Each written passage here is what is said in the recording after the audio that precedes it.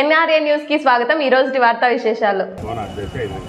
Okay, ఈ రోజు అనంతపురం జిల్లా అనంతపురం కలెక్టరేట్ నందు అనంతపూర్లో ఉన్నటువంటి ప్రైవేట్ విద్యా సంస్థలు గాని కార్పొరేట్ విద్యా సంస్థలు గాని విచ్చలవిడిగా ఫీజులు దోపిడీని చేస్తూ ఉంటే దాన్ని అరికట్టాలని చెప్పనని ఈ రోజు ఎంఆర్పిఎస్ తరపున గౌరవ డిఆర్ఓ గారికి అర్జీ ఇవ్వడం జరిగింది।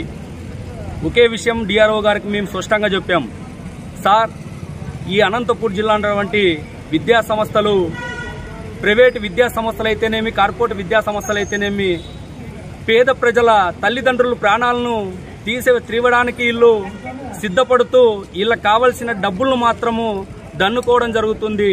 అక్కడ మాత్రము చదువు మాత్రము ఏ స్కూల్లో కూడా చదువు లేకపోక వీళ్ళు ఫీజుల పేరుతో తల్లిదండ్రులను విద్యార్థుల్ని ప్రలోభపెట్టి వాళ్ళని అనేక రకాలుగా ఇబ్బందులు పెట్టడం వల్ల ఎంతో మంది కూడా స్కూళ్ళల్లో కూడా విద్యార్థులు ప్రాణాపాయ స్థితిలోకి వెళ్లి ప్రాణాలు కూడా తీసుకోవడం కూడా జరిగింది। కానీ వీటన్నిటిపైన కూడా ఏ రోజు కూడా అనంతపున్నటువంటి విద్యా శాఖ అధికారులు కూడా ఏ రోజు చర్యలు తీసుకోకపోవడంతో విచ్చలవిడిగా చెలరేగపోతున్నారు।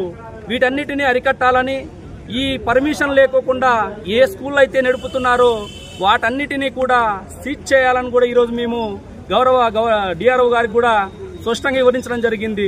వీటన్నిటిపైన కూడా డిఆర్ఓ గారికి పిలిచి సార్ స్పష్టంగా చెప్పారు, ఎంక్వైరీ చేయండి, రిపోర్ట్ పెట్టండి అని కూడా చెప్పాడు।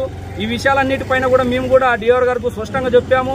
అదే విధంగా మేము ఒక ఆర్టీఐ ద్వారా కూడా మేము సమాచారాన్ని కూడా సేకరించడానికి కూడా మేము ఆర్టీఐ కూడా వేసి పంపించామన్నమాట। ఇక్కడ కొన్ని స్కూళ్ళకి పర్మిషన్ ఉంటే అధికంగా కొన్ని స్కూల్లో పెట్టి ఆ స్కూళ్ళల్లో పర్మిషన్ లేకపోయినా స్కూళ్ళు నడుపుకుంటూ అక్కడ ప్రజలను కానీ తల్లిదండ్రులను కానీ పిల్లల్ని కానీ ఇబ్బందులకు గురి చేస్తున్నారు। ఇక్కడ అనేక రకమైనటువంటి సెక్షన్లు పెట్టి పేర్లు మార్చి టెక్నో అని ఐపీఎల్ అని సిబ్యాచ్ అని ఇట్లా అనేక రకాల పేర్లు పెట్టి ఈరోజు వేల రూపాయలు లక్షల రూపాయల ఫీజును పెడుతూ వాళ్ళు తల్లిదండ్రులను ఇబ్బందులకు గురి చేసి మానసిక ఒత్తిడితో చాలా మంది కూడా ఇబ్బంది పడిన పరిస్థితులు ఉన్నాయి। ఇక్కడ మాత్రము చేర్పించినప్పుడు మాత్రము అక్కడ ప్రిన్సిపాల్ గారు ఒక ఫీజు అనౌన్స్మెంట్ లో రాస్తే కానీ ఆన్లైన్లో ఎక్కువ పడిందని చెప్పనని ఫీజులు కూడా అనేక రకంగా ఫీజులు కూడా ఎక్కువ పెట్టుకున్నారు।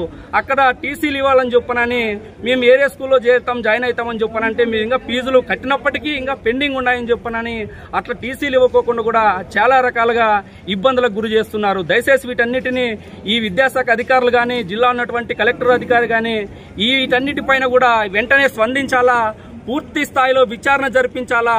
ఏవైతే